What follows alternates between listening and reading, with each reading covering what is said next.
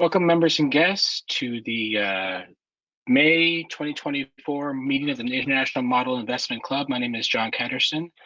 I'm the vice president of the club, and I'm just here to explain a little bit about our meeting before we get started. Here are some links on this page to our YouTube channel, our Facebook page, and our page at BetterInvesting. And if we can go to the next slide. Here's some background on us. We were founded in May 2016. We're a Better Investing Model Club open to the public. We have monthly meetings usually held on the third Monday of each month, the exception being December when we meet on the second Monday due to the holidays. We use hypothetical money to avoid issues with currency exchanges and taxes. We have, as I'll describe in a moment, we have members from different countries, so we just wanted to avoid that and also avoid tax issues. Our primary role is to be a learning lab to learn better investing principles and the fundamentals of stock investment using the online stock selection guide, and to learn investment club operations management, which we do through My iClub, which you may see towards the end of the meeting, a little bit of that. Our meetings are held online, serving visitors and guests from around the world. We are an international club. We currently have 12 members in the United States, Canada, and China. And you should see, I'm sure you do, the control panel on your right of your screen. The agenda is available in the handout section of the control panel. Hopefully you can see that. We're having a little bit of discussion before the meeting started about whether people can see the handouts, but hopefully you can see the handouts with the agenda and some FAQs, which you could check out to get some reiteration of what I'm talking about here, as well as some other information. So all visitors and guests who muted during the meeting may post questions in the questions section of the control panel. You can see that in the control panel. At the end of the stock presentations, visitors and guests will be unmuted and ask for their comments and questions, so stick around for that. Get your feedback.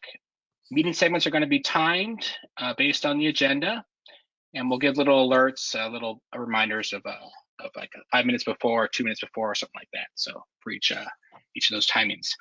So here's our disclaimer. We wanted to read this for everyone to have a disclaimer. So number one is the information presented is for educational purposes only, is not intended as a recommendation to buy or sell securities mentioned. Two, the views expressed are those of the participants only and do not necessarily represent those of Better Investing. Three, investors should conduct their own research and analysis before making any investment decisions. Four, securities discussed may be held by presenters in their own portfolios. Five, this presentation may contain images of websites, products, or services not endorsed by Better Investing or the presenters. And the meeting is recorded and we posted to our YouTube channel. Thank you. So now we'll move on to the agenda. If you want to bring that up, Joanne. Got that ready? Okay, great. So here's our agenda. Our treasurer Reddy will provide our treasury report pretty soon here. And then Hanny will provide an education topic called the Rule of 40 for 15 minutes. Then we're going to go over some of our first quarter reports. Joel we'll cover Disney for sure because he thinks it may be a sell. And I think I will cover Alphabet as well because I think it might be a buy. We're not sure either of us if they hold or sell or hold or buy. Then any other ones that just holds, a few more people will go as well based on a volunteer basis on who wants to present their company. You'll see some quarterly reports tonight. Then we'll have open mic, as mentioned earlier, from your guests. And then we'll do club business. I want to mention right now that we're going to discuss our club dues. Haney's going to lead that discussion tonight towards the end of the meeting, but before 2 hours have elapsed. And then I'm not sure actually if we're doing club elections. I thought we were, but we may not do that tonight, maybe next month, but maybe tonight. And we're also going to vote on any buys or sell recommendations, or at least make motions for those votes, and then start the voting process. And that's all I have for the agenda. So you guys can turn over the screen to Reddy, or maybe Joanne can do it for him, but I think Reddy, you're going to be presenting your treasury report, right? Yes. Okay, great. Yeah. Okay. You can see my screen now? You see the blank one. Black one? The blue blank one. Blue. Yeah. It's a blue screen. Blue. I have an external monitor and that's acting funny. I want to disconnect that. Okay. Okay, you see, okay, you can see this my screen now with the treasury report on the slide. Yeah, it's still the same for me. The It's blue, still blue, blue yeah. screen. What's Did you It's a send it, blue Freddie, blank. did you send us the report? I Yeah. did. You sent the treasurer's report to the group? Yes, When did you do that? I can open it. about 4:30. Okay, hold on a second. Why my screen does not show? It's Yes, he did. I received it. You see your Okay. icons at the bottom, you know, for your windows. We see all the icons. We don't see anything on the screen itself, just the background of blue. I don't have Reddy's. I wasn't included in that. Joan. I sent to all of you. I know, but I don't have it. Joan, okay. I got it. I will. I got it open. Okay. I got I'll make I you got it the. open with Google Slides. Yeah. Okay.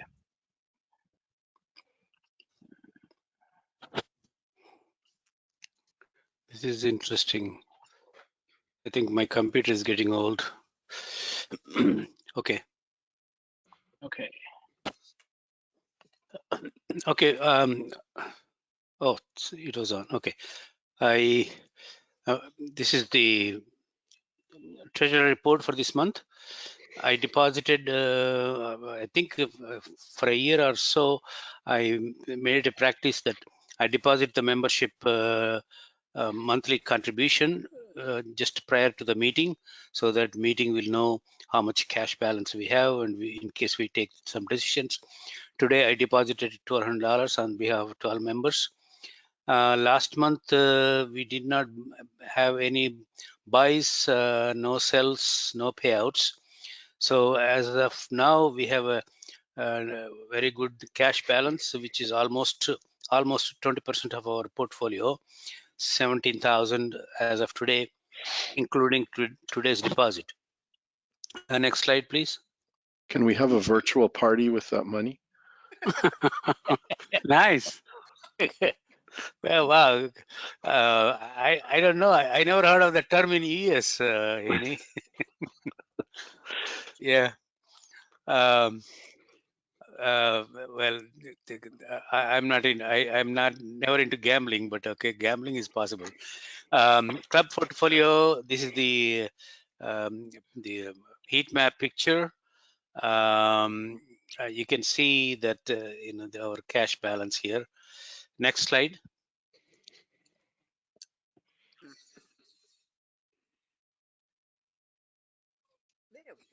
Okay, this is the current picture. I think there are one or two less reds this month because we are doing good for this month. Stocks went up, and some of them really very well appreciated. We have only one real red, which is the LGI Homes. I think that may need some good serious discussion by the club members. The Disney is only just it's an interesting stage, but a small loss. Next slide, please. I moved this figure towards from the beginning towards the end of the presentation to here, right after the above thing. And this is do not get concerned about these peaks because this is our accounting adjustments. Otherwise, the after that peak, this graph is fairly good. The market value versus cost basis. This is from our club. The difference between market value, current market value, and cost basis. I thought this is an interesting graph to see that how we are doing on a cost basis. Next slide, please.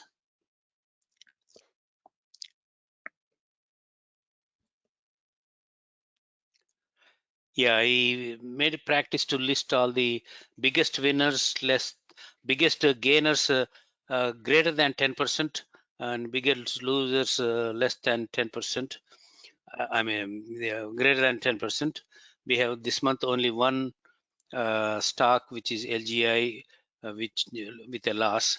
but all others are doing good. A couple of them went down compared to last month, but still we are ahead in several of them.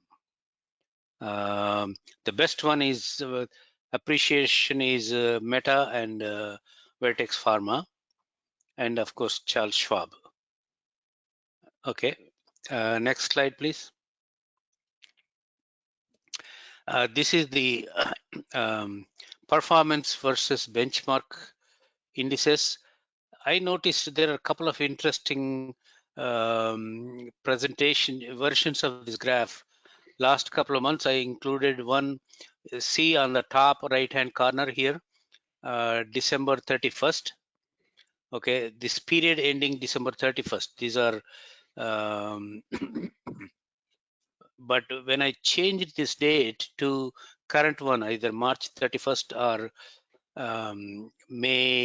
today's date is May 20th, I noticed something funny thing happening. I did not understand. So this month I removed that graph. So I want to see the effect of changing this period ending date as of today.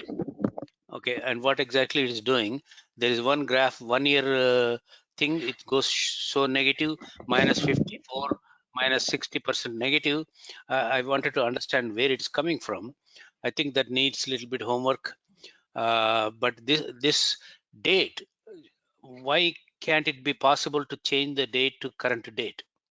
Okay, that's, I'm curious about that. I had to do some reading about this logic. Okay. I think it's maybe like it goes by year ends, so maybe December 31st. I'm Year guessing, end, but yeah, but I changed it to quarter ending. For example, March 31st. Okay. Okay. March 31st also giving Right. minus 1 year basis minus 54% or so. Okay. So from January to now, I know first couple of months we did not do well, but this month and last month we did really good. That should not be so highly negative. We should move on, Reddy. Okay. Okay. Next slide. Okay. Okay. These are the current dates. I include this slide just to see and gentle. In Haney's terminology, gentle reminder who should be updating the stock following. Okay. For example, LGI, Meta, Paychex, and ResMed and Vertex are due. Okay. The problem with this, it picks up the price of the price of the date that you updated it. Okay, this is the PERT chart, and still there are a few pinks, but less pinks than compared to last month. Okay, next slide, please.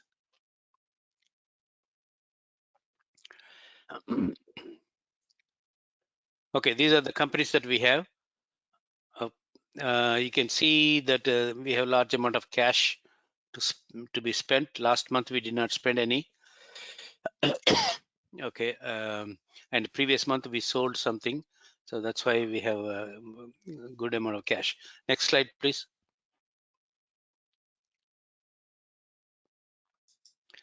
This is the sectors. I listed here the website, club site also gives this kind of, I change it from my own notes to automatic from the website. Cyclical sector, basic materials missing, defensive sector, consumer defense is missing, utilities are missing, and energy sector is missing.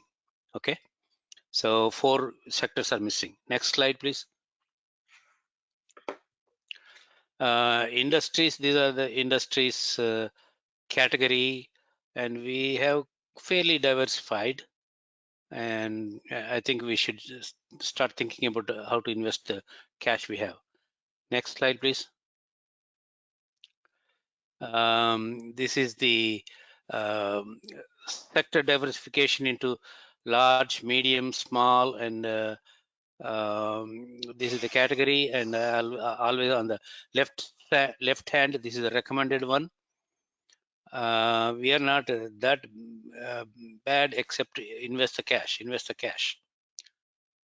We may be losing, stocks are going up, but we have large cash. Next slide, please.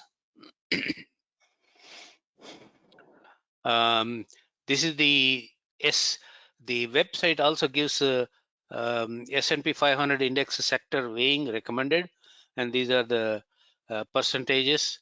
So I thought it's interesting to include this graph and see how far we are off from this recommendation. Okay, next slide, please.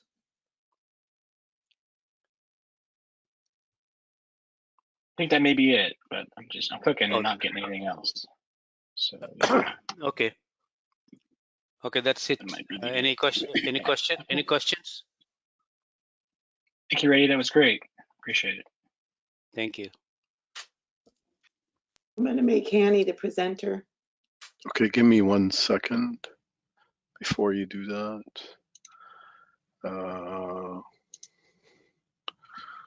Oh, maybe not. I got a message saying, do you accept? But it's disappeared. I don't know where it is. Okay, I'll send it again. Okay. And I'll give you a 12-minute, after 12 minutes, a little bit of a voice. Okay. Verbal reminder. Or maybe I'll just make myself presenter. Yeah.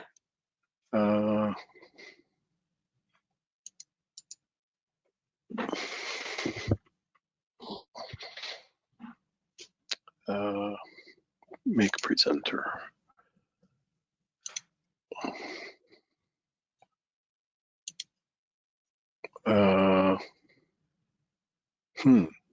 No.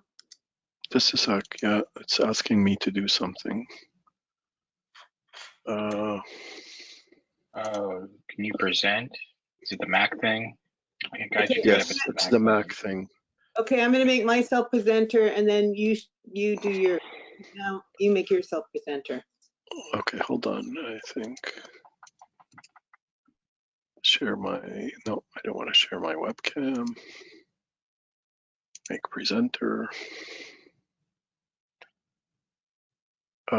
Capture this computer screen. Yes. Touch ID or password.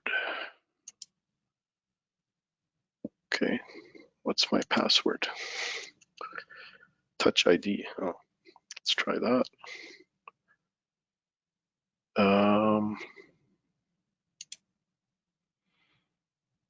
Okay, can you see anything?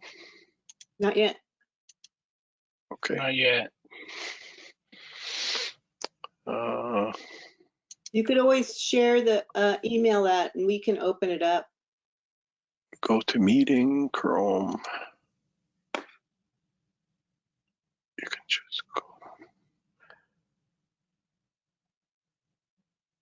It's asking me if I want to record. I don't.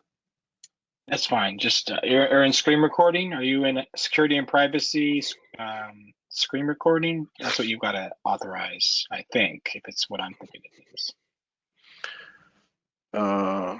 Okay. I have no idea. You just want to. Let me send it to you. Sorry about that. No worries. Send it to Joanne. Yeah, I'm just trying to figure out where it is on my Mac.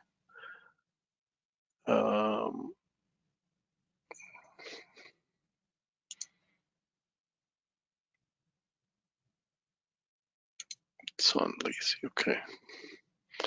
All right. 1 sec, Joanne. Sorry, I'll just get my my email open.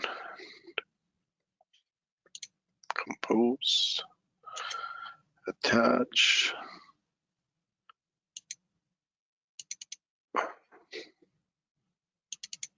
Almost there. Presentations. 40. Do you have You have PowerPoint, Joanne? Yes. Okay. Joanne, send. Okay, there's no message title, so.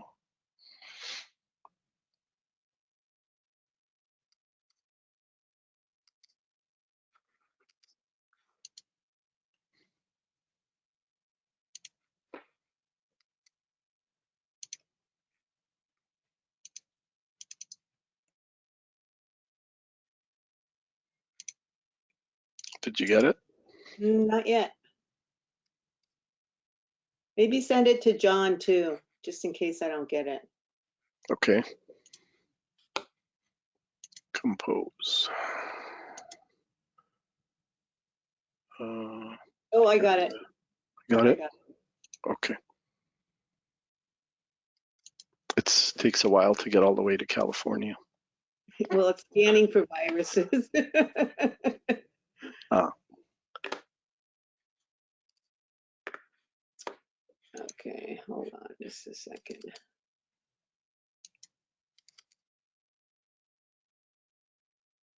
Californians are fastest in communication. Mm.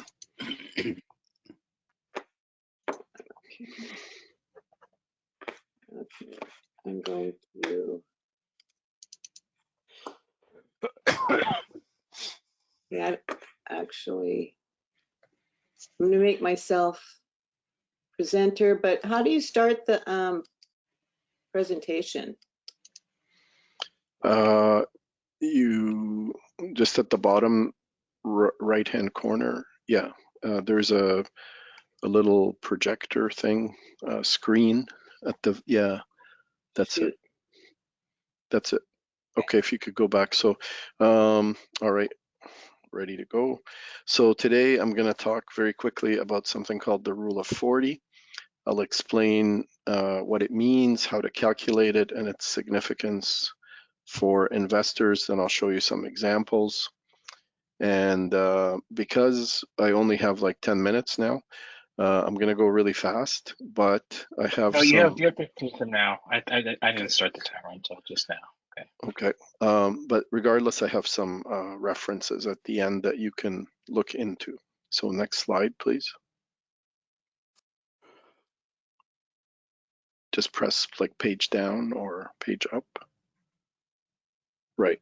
So the Rule of 40 was introduced in 2015 by some venture capital firms that are looking to invest in high growth firms. And if you recall, a few years ago, there was an expression, growth at all costs.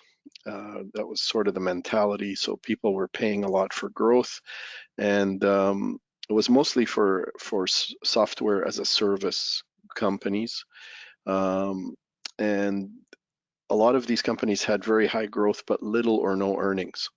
So using PE and better investing methodology was not always very helpful. For a software as a service company or SAS to have long-term success, it has to balance both strong growth and healthy profits. So the target really is that 40% represents a desirable balance between these two, growth and profit. Next slide.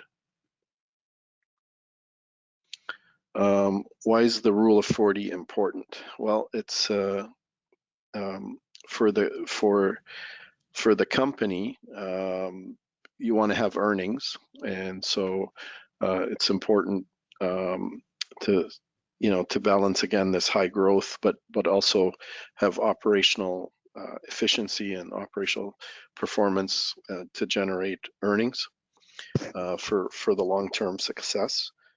And then investors need to identify companies that can deliver long-term value. And then the business can use the Rule of 40 to track their progress and make sure they're on track for sustainable growth. So this rule does not really work with companies in some other industries. So for example, consumer discretionary or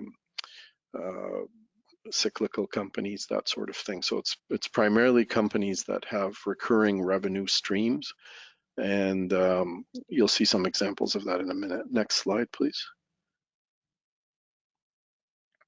Okay, so how do we calculate it? That's what I'll show in the next couple of slides. Next slide, please. So the first thing we have to do is calculate the revenue growth rate. So that's fairly straightforward. You take the revenue for the current period minus the previous period, divide that by the previous period revenue times 100%. Now, the period can be, doesn't have to be like the prior year. You could do it over a 3-year period or a 5-year period, as long as you're consistent. And when you're comparing different companies to see how they fare under the rule of 40, you want to make sure you're comparing apples to apples. So the revenue growth is pretty straightforward. If it's like 3 years, you would take the current minus the last 3 years, and so on and so forth. Okay, next slide, please. Now the other thing you want to measure is some sort of profit margin. And there's 2 or 3 ways to do that. You can use EBITDA, which is earnings before interest, taxes, depreciation, and amortization. You could use EBIT or free cash flow. And again, any of these, or you could actually use all 3 of them and see how, and I have an example of that. But again, the important thing is compare apples to apples. If you're comparing 2 or 3 companies, you want to see which one is the best one. Make sure you're consistent in the in the calculation. Now, using the 3 metrics, EBITDA, EBIT, and free cash flow, there are some subtleties that one needs to be aware of, and it's better to use one of the metrics at certain times versus another at another time. And I won't go into that because of time constraints, but you'll see, if you're interested, you can read about that in some of the references that I'll give at the end. Next slide, please. Okay, so we've calculated the growth rate percent and the profit margin percent. We just add the 2, and the number should be 40 or better, and that's it. It's pretty straightforward. Again, you can have any sort of combination of the 2 as long as they add up to 40. So next slide. Okay, so this is just showing you that, like in company A, you have 25% growth and 15% profitability, and it gives you a rule of 40. It gives 40% when you add the 2. And the same with the next one. You have less growth, 10%, 30% profitability. They add up to 40. And in the third company, you have 60% growth and negative profitability of 20%, but the total still adds up to 40. So that's still okay, believe it or not. But you don't want to have negative profitability too many years in a row. So any of those combinations will work. Next slide. I was going to hide that, but it's just showing sort of, I didn't want to go into this, but basically this is just showing that in the early stage, companies will have very high growth, and then it kind of tails off and the profitability increases. So it's just showing kind of the different life stages of these software as a service companies. Next slide, please. Okay, this is, I said that you could calculate it using all 3 metrics. This is an example for Salesforce from the last 5 years. So the revenue growth is shown on the top line, and then the free cash flow, EBITDA and EBIT for each of those years.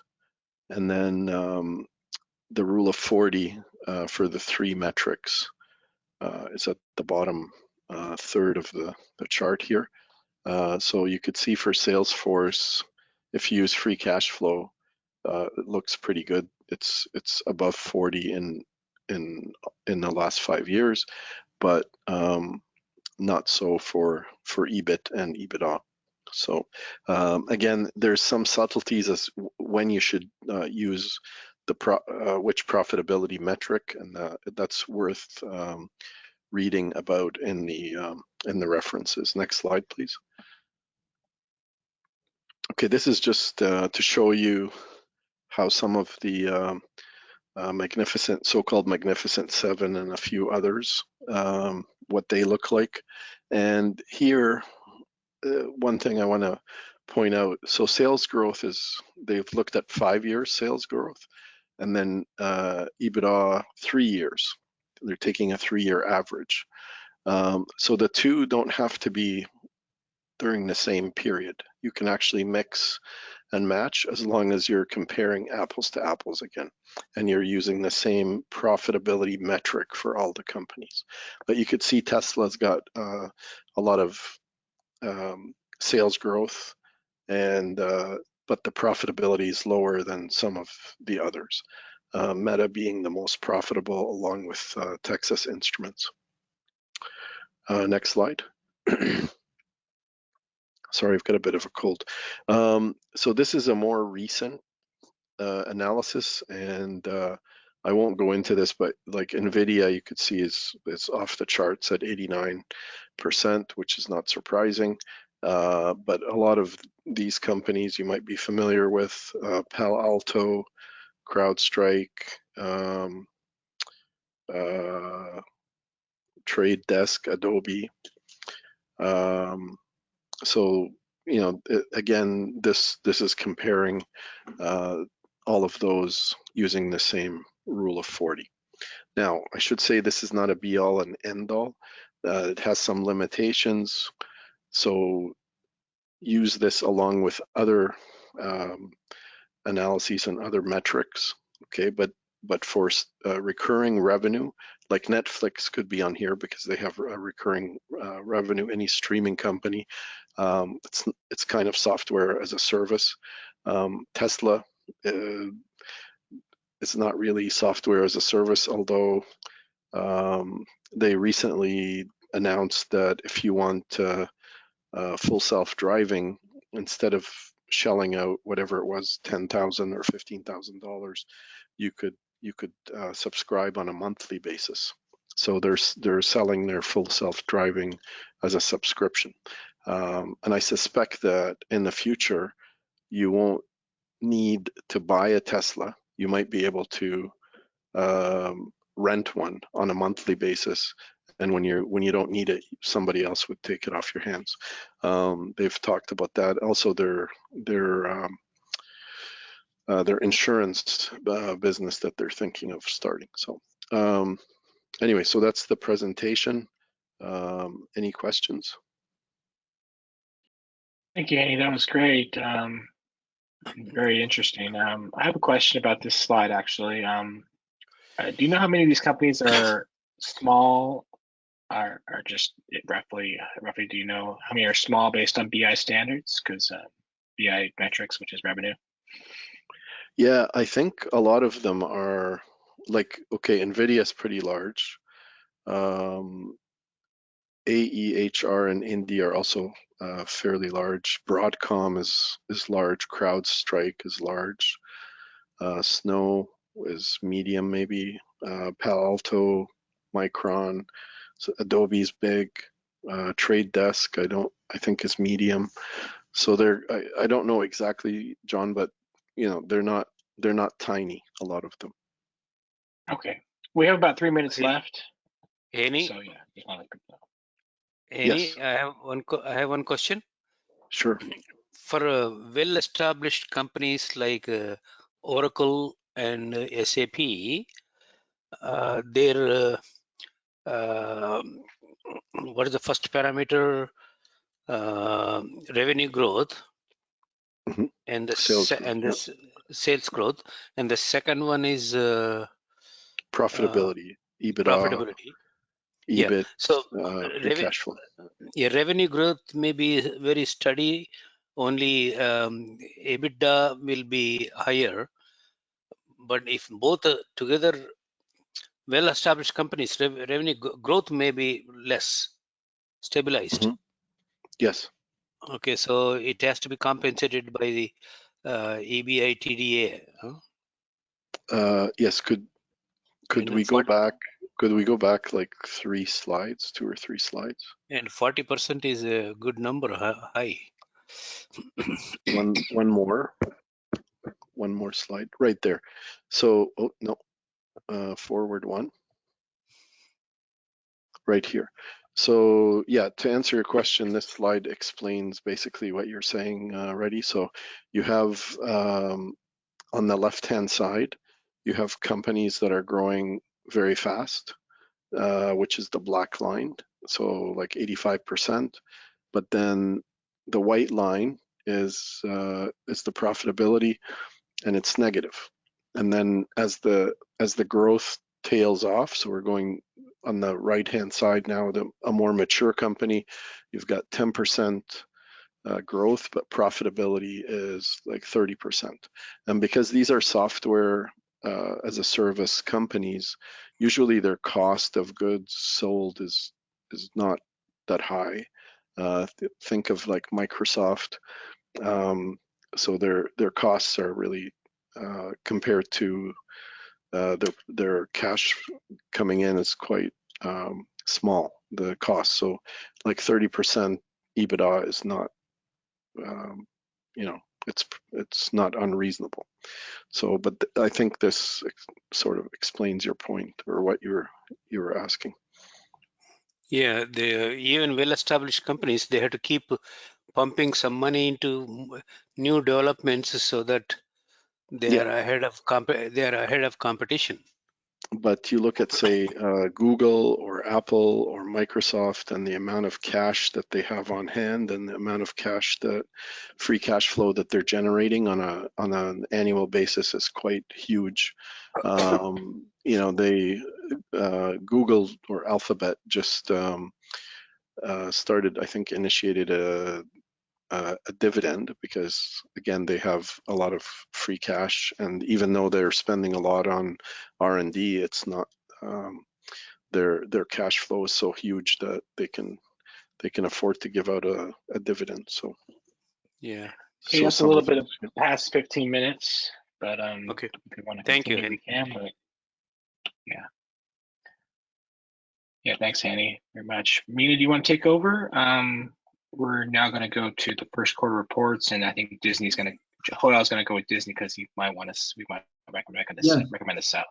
Perfect. Thanks. I appreciate it. Sorry I'm late, everyone. And yeah, Hanny, really loved the education topic, and thanks, John, for leading the meeting. Yeah, and I apologize. I see LGIH is also due for review, but it's been a bit of an insane month for me, so unfortunately, I'll postpone my. But yeah, Joelle, if you're okay presenting first, then we can hear about Disney. I'll make you presenter. Well, I made you presenter. Okay, hang on, show my screen. I think since you might recommend a sell, I think 15 minutes sounds reasonable. Just we don't have many other buys or sells, so I think that sounds reasonable. Can you show? Can you see my screen? Yes, we can. Yeah. Okay. Can you see both screens? I've got two screens. We can see your SSG. And then All I right, can so see the value line in the background, but the SSG is the dominant screen. okay. All right. Would you mind just making it enlarging it? Yeah. Thank you. Yes. Here's my PERT report for the quarter for Q2. Here's the for current estimating 5%, 6% from last time. Value lines suggesting 7.5. No, well, if you go by the numbers on the sales, it's roughly 5%. And then if you go by the numbers on the back, where is it? Value line. And I lost it.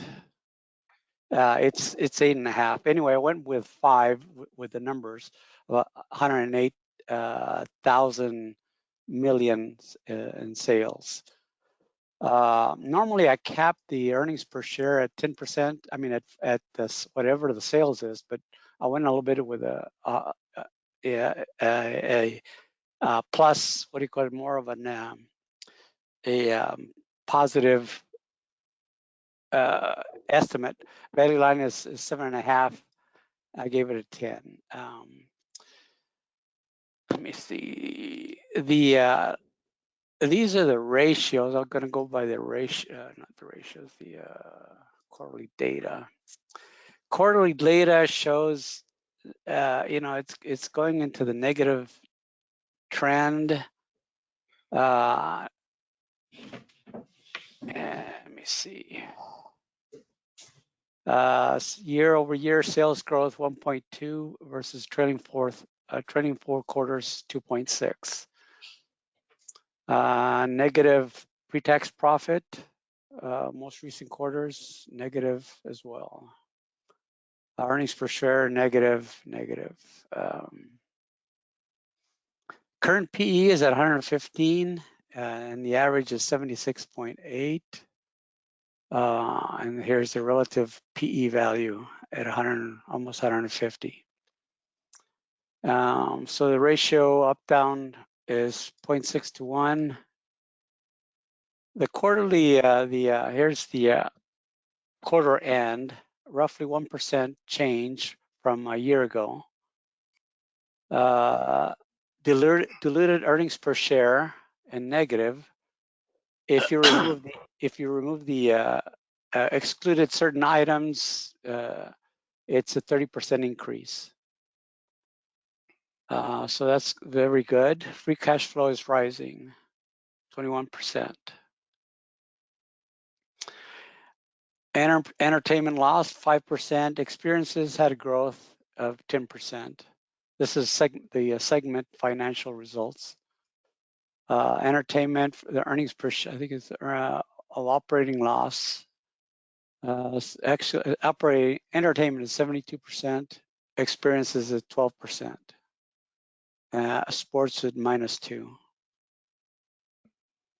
Linear networks, which is TV and the like, 8% negative. Direct to consumer streaming is 13% growth. Here's the operating income loss of 22% for linear TV again, and direct to consumer, it broke even. 47 just barely. Here's the key points from Morningstar. Actually, no, this is from the key points from the presentation of Q2. They achieved double-digit earnings growth, but it's if they removed, it's the adjusted earnings per share if they remove the special charges for the quarter. Earnings growth, they say, is now 25% growth target. They had a free cash flow of 8 billion. They're they repurchased a number of shares, 1.1 billion's worth of shares in Q2. Direct to consumer was profitable in Q2. Q3 they expected to be break even or low, and then the fourth quarter they expect the improvement also to be profitable in the fourth quarter. Subscribers increased to 6 million in Q2. And experiences, which is parks and cruise lines, had a growth of 10%. They won their proxy battle with Tryon. They have a joint venture with Warner Brother and Discovery and Fox. And also Disney Plus is now included in a bundle for Charter pay TV subscribers. And so the main emphasis or the main item is Disney is trying to figure out the best way to preserve their pay to TV revenue as viewerships are shifting over to the streaming services. Let me see. They're targeting on a $60 billion for the next decade in experiences in parks and cruise ships, and they're purchasing the remaining 33% in Hulu. So bulls say the depth of Disney iconic characters and franchises will keep the streaming services in high demand. ESPN remains premier in sports, and the allure of the parks is still unmatched. That's what the bulls say. The bears say the linear television will continue to decline. There's too many streaming services as competition. And let me see. Let me show you the.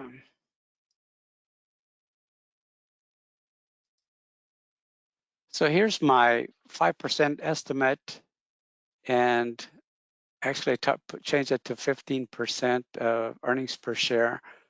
Other analysts suggest a 4.2. So this is more of an optimistic value line. But even if it's optimistic,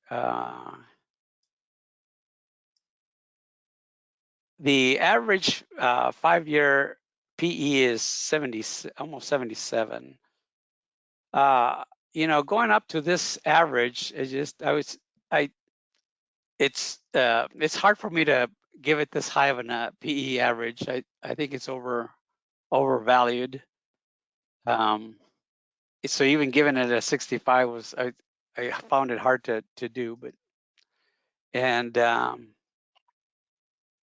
so the let me see, they changed the numbers here. So anyway, I'm not sure what that did, which caused this to be invalid. I'm not sure why. So the trend, as I'm seeing it, is pretty negative, given the trailing 4 quarters. Well, can you go back to your estimates? That looks way off. Your forecasted high price is $48, but your current price is $102. Oh, what? I'm not sure how that changed. I think it's the earnings per share changed. Hang on, I'm not sure why that changed.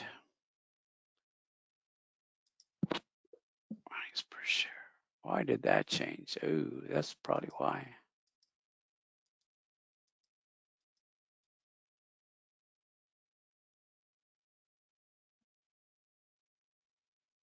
Try just eliminating 2020.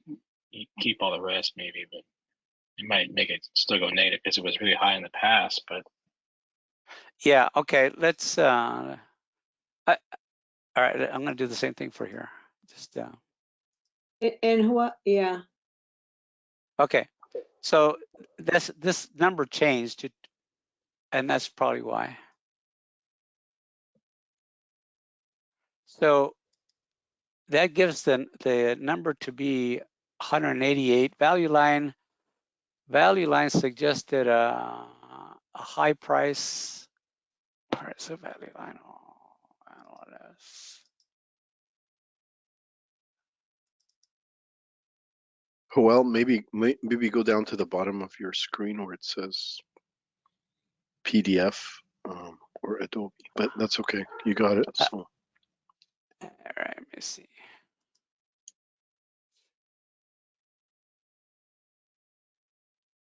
I can scroll up for some reason. Oh, here it is.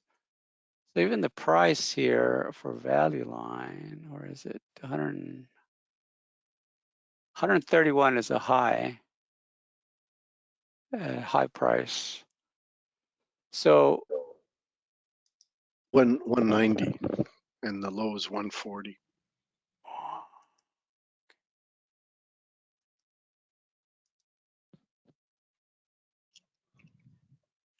$190. All right, let's say that's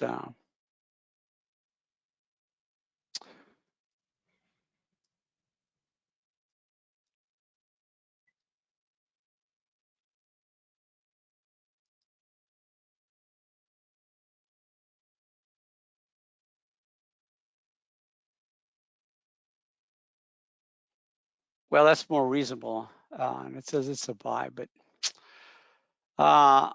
the other item I did Bakul's ratio. And so I'm asking myself if I would invest in if I had not purchased Disney, would I be investing in Disney? And it didn't meet this. It did not meet this. The basics, the top 3 items.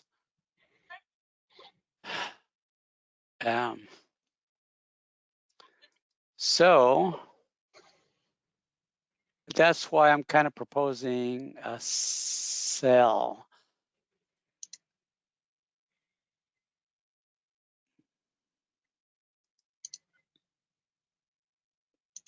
Yeah, it might do long term okay, but I'm suggesting it won't be a growth. I would not be investing in a Disney if I had not purchased it before.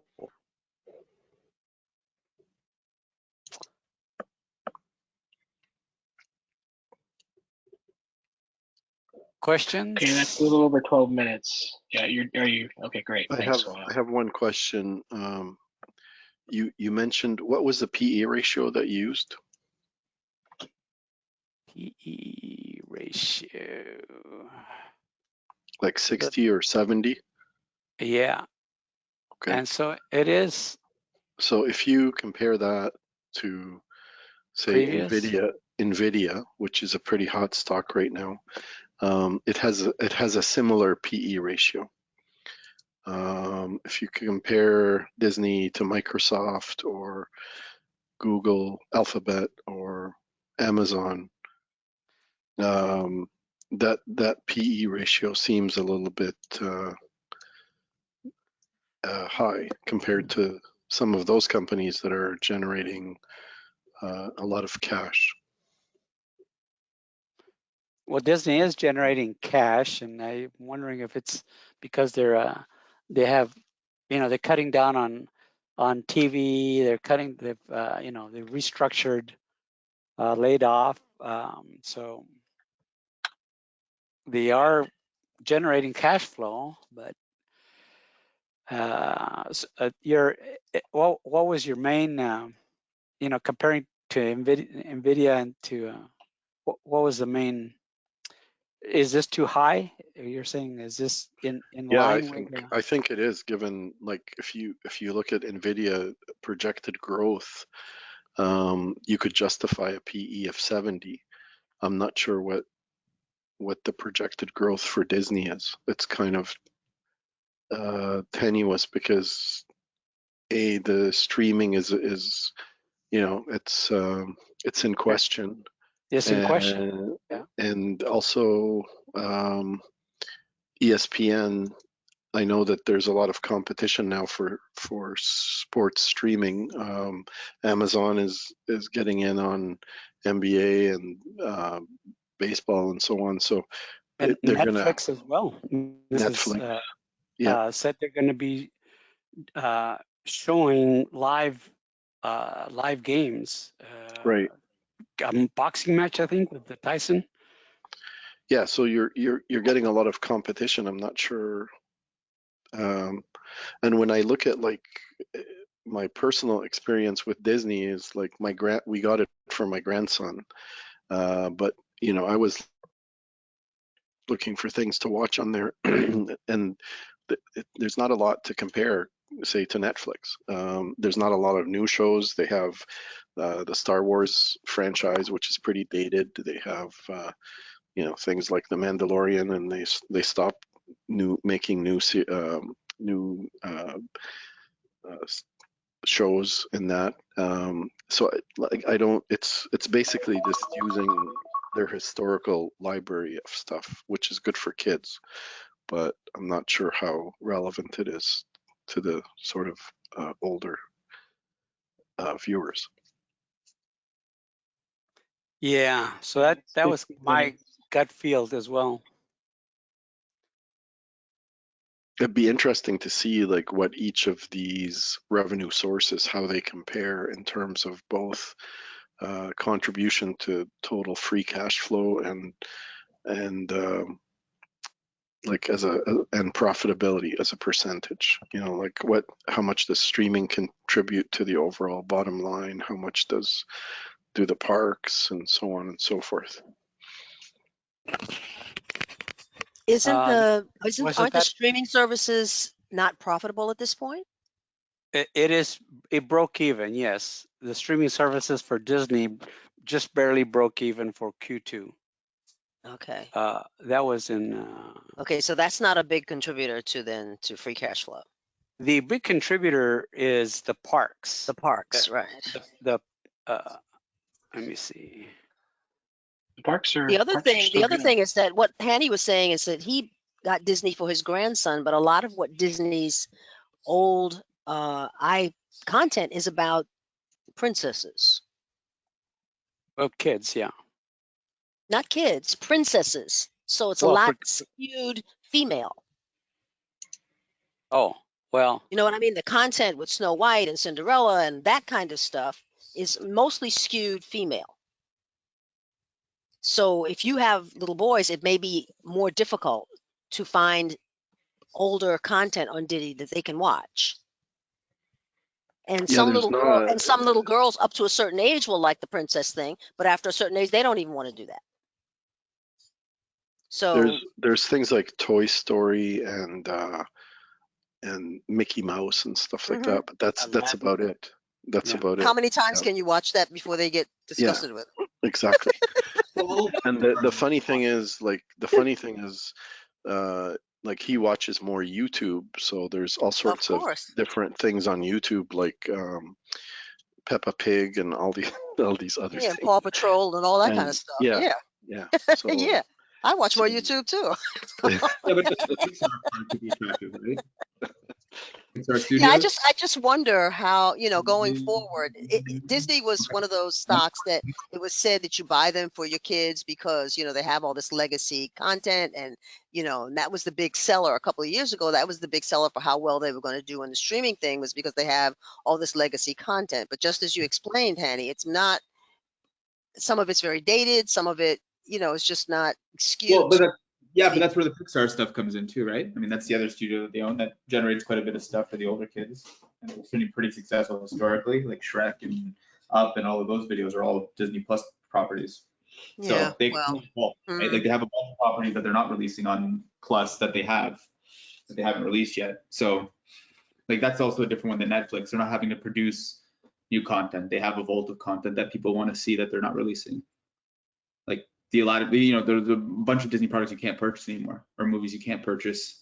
Yeah. Or well, I think all the streaming services are doing the same thing. Everybody went all in, spending a lot of money to produce content, and then discovered that maybe the streaming, the way streaming was set up, it really wasn't going to be profitable for everybody because too many streaming services, and so so then everybody pulls back and stops producing so much stuff. Need to pay more money to continue producing more content. They have, like, they're sitting on a pile of content they haven't released or that they're refusing to re-release that people want to see. So I mean, I think that's different than Netflix, that has to continue forking over money to create new content. Disney can re-release content at no additional cost to them, and that's a fundamental difference. Are they going to do that? I mean, they've done it historically with the Vault, right? Like they used to have the DVDs and the Blu-rays. I mean, I wonder if they'll do that, or they'll have to start doing that with streaming. Yeah, but some of the content, as Hanny said, is very, very dated. Remember, some of this content is from the 30s and the 40s and the 50s. Yeah, no, but I mean, that stuff's out there already. Like the Steamboat Mickey and all that stuff is all there. I'm just more like the animation, all of that stuff is locked away, and then they release it at in a very limited kind of runs. And I know, you know, nostalgia sells quite a bit nowadays, and I think that's a line of avenue that the other streaming agencies don't have. But no, I agreed. I mean, streaming itself is don't necessarily know if it's gonna be a profitable industry. Yeah, think- it's tough. I think it's tough. I think what Disney is looking forward to also is they get new, what am I trying to say? New people, children, new births, new children watching it every day. As children age out, there are other children being born and aging into it. The only thing is that there's not a lot of births as much as it used to be, which may be changing soon. But the point is that they are getting new customers almost on a daily as children mature into it. But I agree with Hanny that they don't have a lot for the adults. I agree with that. And the things that they do put out are usually sci-fi or something like that. Mhm. But you know that, yeah. But They also, put those kids another, have a lot of other things that they can watch too. Yeah, but they Yeah. also have, don't they also have an agreement with Stars? I think that's the other streaming service that's on Oh, yeah? Disney Plus.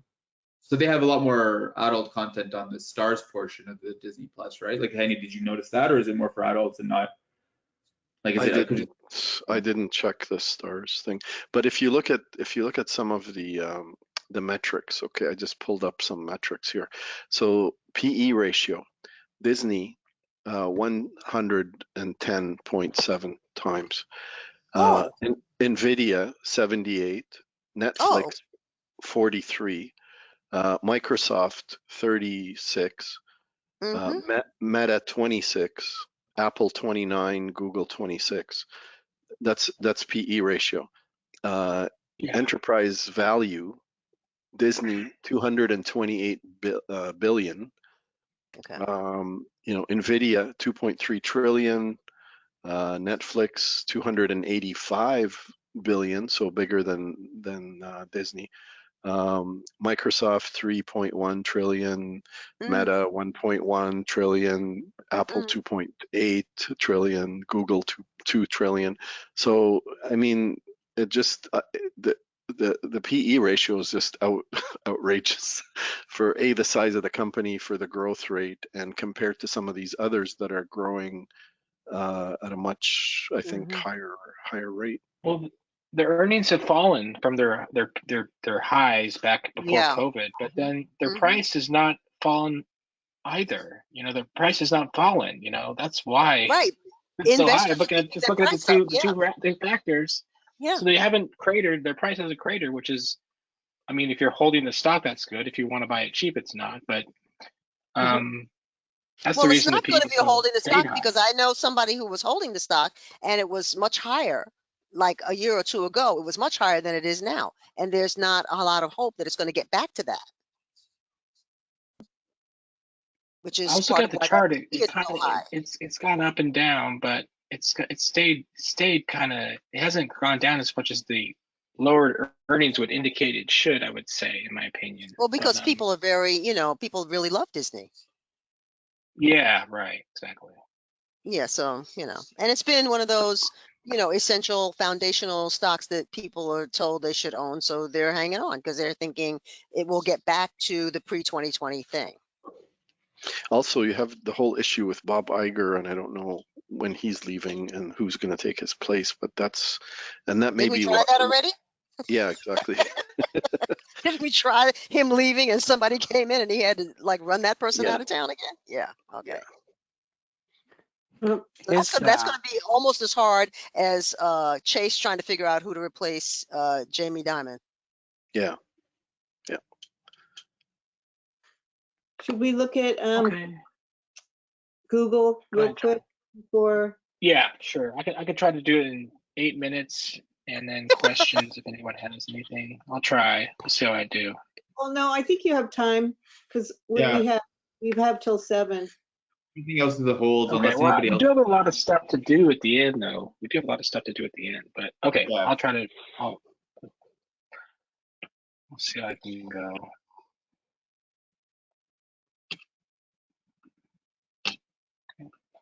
While they're pulling that up, that was a great educational segment, Hanny. I look forward to looking at that again. Thank Yeah. you Yeah, very much. agreed. I'll send out, or Joanne, if you have it, if you don't mind sending out the presentation. I didn't show the last slide, which is the references. So Okay. if people want to read more, I put in about 4 or 5 references there. Yeah, I would Someone- definitely like to read some more Yeah, on that. Definitely.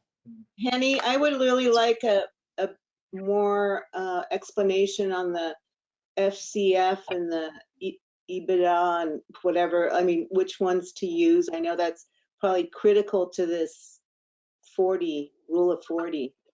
Makes sense. Yeah, Has to do education, right? you use them at different times or different situations. So okay. And so we might have to have an education topic part 2 on that. Okay.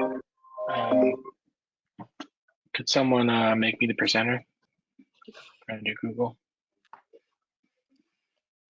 Okay, I'm going to do that.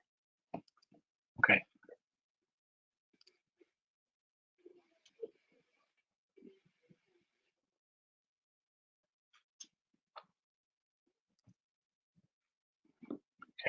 All right, here we go. So I didn't get too crazy detailed or, in my analysis of the sales growth projections. For this one, the analyst estimate, as you'll see in the SSG, is 10.4%. That's for 2 years. This is 5 years, so I just went down a little bit to be more conservative. And then I'll get into this more in the SSG as well, but preferred procedure actually was about 6.5, and with this 9.5% sales growth projection. However, I'll just go there right now so you can see it. But however, EPS long-term estimate by the analyst was 14.8, so I split the difference, and that's where this comes from. Is this? I can't see with this panel in the way. Okay, 10.6. But you see, preferred procedure is 6.5, so I just split the difference, and that's you can do 14.8 with be in line with the analyst, and it'll be a buy. But right now, it's a hold. SSG is that is with this. Now, just to briefly, you can just visually glance at these and tell that they're doing pretty well. The current PE is above the average PE. Relative PE is over 1, so that's probably indicates less of an instance where you want to buy. But upside downside is 2.2 with this 9.5 and 10.6, 10.6 EPS. And then the compound return is a little bit below 10 using high PE on this on the SSG. So this is all. I'm not going to read all this stuff. It's from the conference call CC. As you can imagine, the stuff that the leadership of the company said was everything's rosy and great, and there is a bunch of stuff going well with Alphabet. But so I just provided a lot of that stuff in the conference call from what they said. You can read that on your own, or if you want to open this up in the folder. Then some other stuff, a strong buy and a buy from Seeking Alpha, or this kind of information about the big race now is to stay ahead of Microsoft / OpenAI by working on their AI project, Gemini and Gamma, or Gemma maybe I think is the other one, and Gemini 1.5 Flash, just to like stay ahead in the AI race. This search, they're obviously in the lead. Google is, Alphabet is for search, but to try to stay ahead of OpenAI and to stay ahead of Microsoft, who has OpenAI uses Bing right now. Someone wanna have a comment or? Okay, so I'll go to the SSD. I can comment on that because I have. Go ahead. So I've used Claude, which is Anthropic, and I've used Google Gemini, and I've used Copilot and ChatGPT, but the 3.5, not the one that you subscribe to. And I've given one set of questions to each one to see how they fared. And I would say that the Google one, Gemini, is probably the best that I've seen, Oh, wow. at least with the questions that I gave it. If you maybe try different questions, you might. But I you know, it's worth trying out for if people want to come to their own conclusions. Just, you know, use one question, do it 4 times to these 4 things, and see what you get. So full disclosure, the presentation that I gave you wasn't was not my own. Yeah.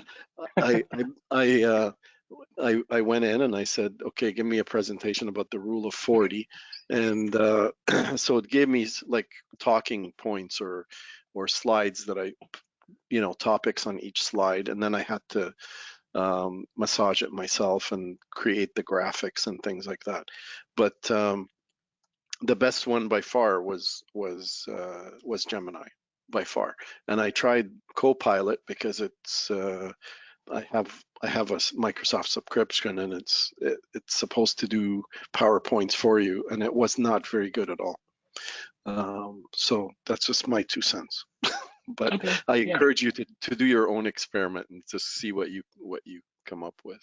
What were the other 2? Throb? Did you say? So there's one called Claude. Oh, Claude. Claude, and that's from Anthropic. ChatGPT, which is OpenAI, and there's actually 2 ChatGPTs. Like if you have a longer question or something, where I found some of these really useful is in Excel spreadsheet programs. If you do any sort of stuff in Excel, you can very helpful. But yeah, those Copilot for Microsoft, Gemini for Google, ChatGPT 3.5, and Claude from Anthropic. If you just type in Claude, it'll come up. And Gemini is currently free, right? Yeah, they're all free. You can subscribe. Like I think Microsoft, if you want the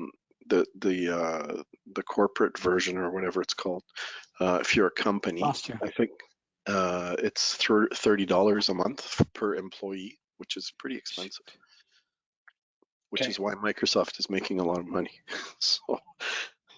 Wow, $30 per employee. Wow. Per employee per month, yeah. So we had. Well, generating that stuff is very, very expensive.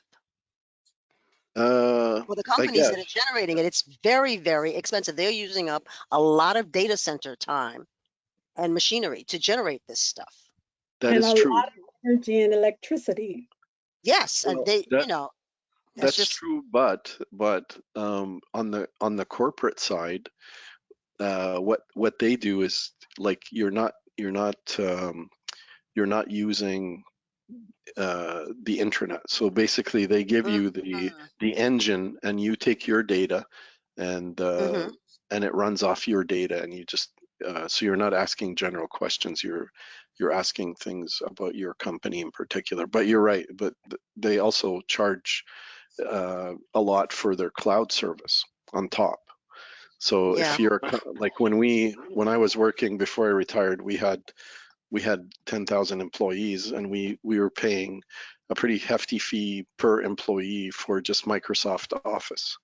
And then on top of that, we had Microsoft Cloud, and now they want, you know, $30 a month per employee for this. So it adds up. Yeah, I wonder. I was wondering while we were talking before about how much money some of these software companies make, how much cash they throw off. I was wondering how much more cash they're going to be able to continue to throw off when they start charging people really what it costs them to generate this stuff. And people some companies may start balking about paying that kind of money. Well, but I think where the next sort of stage is going to be, if you look at NVIDIA, the new chips that they're coming out with, they're trying to reduce the energy usage of those chips, and they're significantly lower. So I think that you'll probably see things get more powerful and with less energy. Okay. And so the cost might actually come come down, but they'll keep charging people, I'm sure. Yeah, they're not going to charge me less. Yeah, they'll do that. Yeah. They're not going to charge your company less. So No. That's The how they'll price generate stable. their Price free cash flow. Yeah. Yeah. any costs are going down. Henny, Yes, sir. you did this what is that using Gemini free, or you have a subscription? No, they're all free. All four that I mentioned. The only one that I have a subscription to is I have a subscription to Microsoft Office. I have a family subscription, which I can use on 5 computers, and as part of that, you get Copilot, which is their Okay. their AI. Yeah. Yeah, I never used it, but Better I get get going now. yeah. Okay. We're getting close now. Okay. To 7 or 7 my time. So anyway, the top of the hour. So anyway, yeah. This is just, I discussed this as other stuff as well earlier. This is just a little bit below the 2-year estimate because this is for 5 years, so just being more conservative. And this can vary a lot because it's 14.8 from the analysts and 6.5 from preferred procedure. So I just split the difference is all I did there. And of course, everything I think looks pretty solid. Low debt. This is even, but it's high. Staying even, but high. This is going up and high, and so on and so forth. Yeah. Price to earnings. None of this looked unreasonable to me. So I just kept it all. I didn't X anything out. And average high PE, I went down a little bit from the average high PE that they had. And the high EPS forecast from the first page provided this high stock price forecast for the future. And then low price, I tried to use this manual thing here, and I picked 20. I think going to the 5-year average low PE of 17.2 is just not reasonable. So I went up to 20 and used the low EPS forecast to get to 130.4, which is significantly lower than the current price of 177.29. So, and 29 cents. So it did end up being a hold in that case. And this want to just check this out. That's what that is. I believe, did they start a dividend? I believe they did start a dividend, and that's recent. So that's a big news for Alphabet. They have a dividend now. Don't think they had that before. Then if anyone, I think that's pretty much my main report. I want to show the value line if you haven't looked at that. They do project by 2027 through 29, high of 270 and a low of 220. So obviously that's not through the roof for that long of a time frame in the future, but it's positive. It's up a good amount from this point today, and whatever else anyone wants to look at on the value line. But and of course they're written for this is just for the quarter, 80 billion. Up from 69 billion, 69.7 billion is the top line, and bottom line, 23.6 billion net income. It used to be 50, it was 15 last year at this quarter. So that's just, and then of course the balance sheet, 108 billion in current, sorry, this is small, but this is big, but total cash equivalents, and marketable securities. And just, let's see, where is it?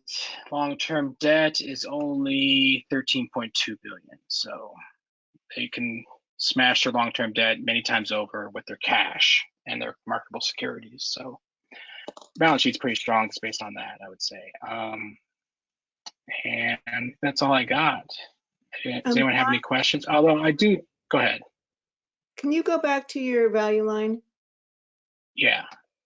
I'm looking at the earnings per share on the right-hand side. It's 9.75. Yeah.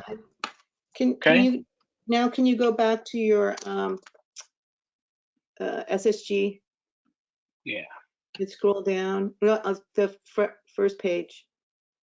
Oh, okay. First page. All right. Okay, so I think that the 5-year estimate. Yeah. It's 1079, so you might put that Go down. per procedure maybe? Well, no, Or what, just go down. I think let's do 9.5 for earnings following sales. Okay, sure. Well, that's still, yeah, 10.26. Yeah. still, Yeah. because it says 975 on the value line. So I don't know. Value line. Yeah, value line's a way. Yeah, it's a And ways then ahead of the here. revenue, what is it? 5 billion. What's the revenue there? 55, 550. Go down. It's on the right hand side. The projected Yeah. revenue. Do you see that? Revenue 55. per share? No, down. Yeah, Down. 55. 55. Right there. Oh, this. Okay, 550 billion. Okay, Yeah. and then go back to your front and see. So Yeah. So revenue is lower in this. Yeah. yeah, might be a little bit higher your sales forecast. Okay. Just go with the analyst estimate, maybe. That's close to 500. Yeah, 550. Yeah, 550 is what we're looking at on the value line, right? I kind of, yeah. Did everybody watch the value line presentation? It was Yes, awesome. I did. Yeah. I did. It's worth watching if you, and I think I sent links. Yeah, you sent the link around, so thank you for doing that. Or I think Handy did that too, right? I mean, because you can really use the value line for a lot of different things. I think that's almost worth an education topic for our group too.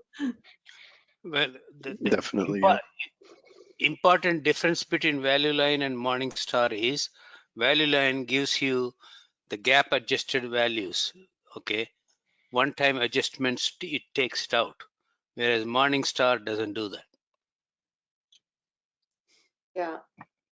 So I wanted to just read or not read, but just cover these last two paragraphs, those two bullet points that I wrote for the recommendation. So yeah, just it was 148 and 48 cents on March 18th. I think we bought around that time, and then now it's 177.29 today. So it's seen a rise in the share price, and so it's less attractive to buy now. That's how I look at it. So but fundamentally, it's a great company. For the, probably for a while, probably for a couple of years at least, I would say. But unless something crazy happens. But so I would hold on that basis. But on the other hand, it is a very strong company with solid prospects for growth and PE in the 20s. Growth is in AI now, to try to propel them, to greater heights with this generative AI and other AI, the deep mind that they're working with. And so anyway, I think I could have been a buy as well, but probably won't regret it 2 years from now. Yeah, I think the other thing is that the PE is actually low compared to some of its peers. Yeah.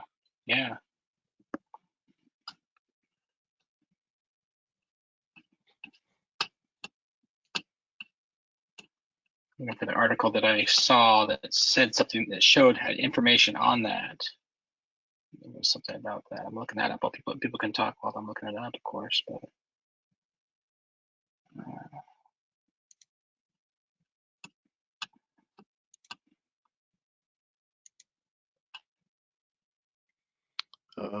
Let me check here. there's P ratio forward 1 year, which of course estimates, but so it's again, it's if you compare it to some of the others, like Netflix is 43, Microsoft 37, Meta is 26, Apple 29, and Google is also 26.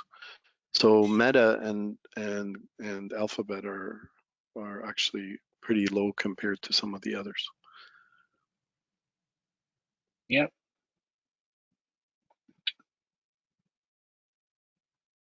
Okay. Okay. Any other questions or comments? I should keep my screen up, or? Yeah, let's move on. Okay.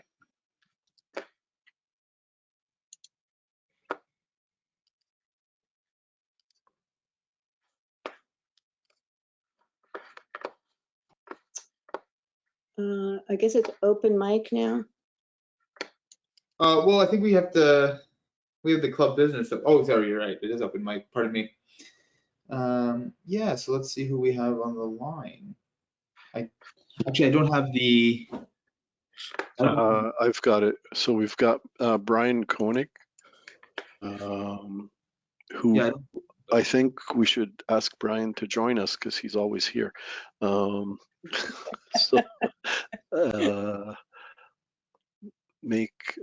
how do I get unmute? Sorry. Yeah.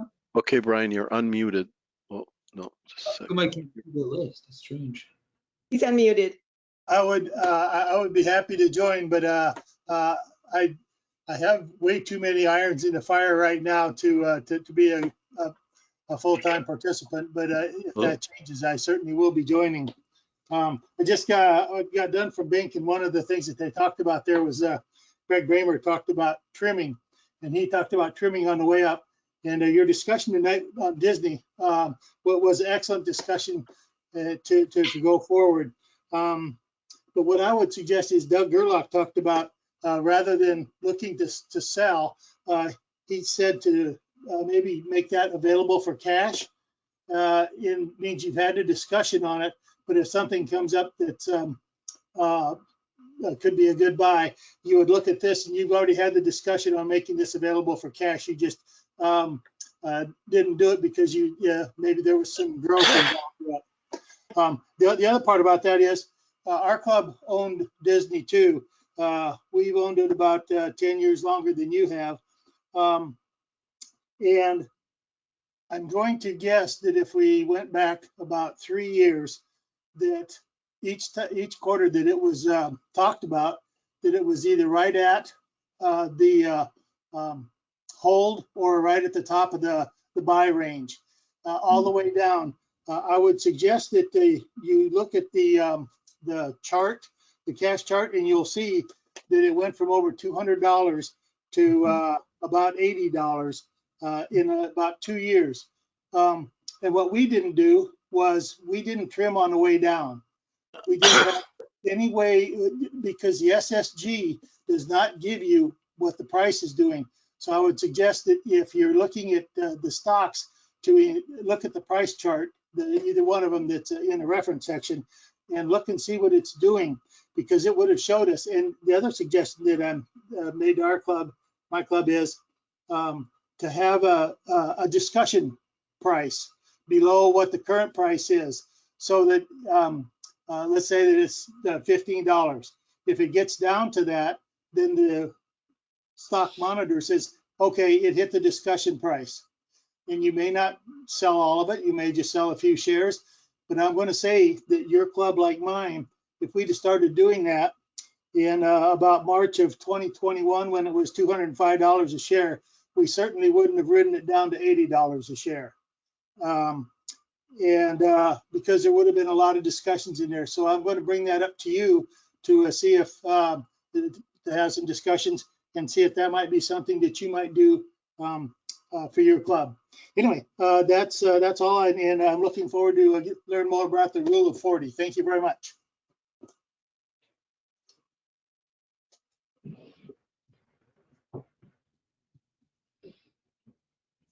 Ina? Yeah, hi, sorry, I don't have a list of the guest surveys. I'm a panelist. I'm not an organizer. All right. I was just going to thank Brian for his observations. I think those are very, very valid points, Brian. Thank you very much. Yeah, thank you, Brian. And looking forward to seeing you next month. Okay, next one is Evelyn Frey. I'm going to unmute Evelyn. Evelyn, I think you're self-muted. Yeah, she's self-muted. Okay, I'll come back to her.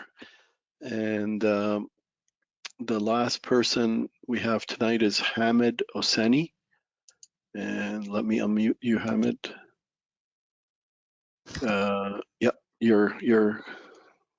Go ahead. Oh, hey, hi guys. Good evening. This is my first time joining, so I appreciate just listening to the conversation. I'm new to investing, so I'm not in the AI space or the but I work in biotech, so I'm more in the that biotech space, not in the Microsoft, Apple space.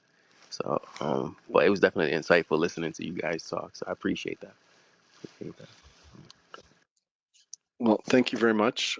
We in we invest in all sorts of companies. Vertex is pharmaceutical slash biotech.